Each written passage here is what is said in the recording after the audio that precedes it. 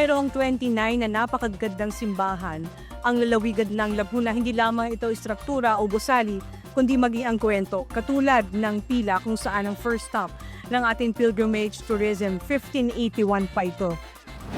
Hindi lamang po ang pagbisita sa mga simbahan ang magiging tampok sa pilgrimage tourism, kundi maging ang mga produkto ng bayan ng bawat lalawigan ng Laguna ay matatampok din dito. Simple lang po ang pangarap ko. Dumating ang araw na ang bawat mamamayan ng Laguna at mga bata mismo ang magkikwento kung gaano kaganda ang kultura, ang kwento ng lalawigan ng Laguna.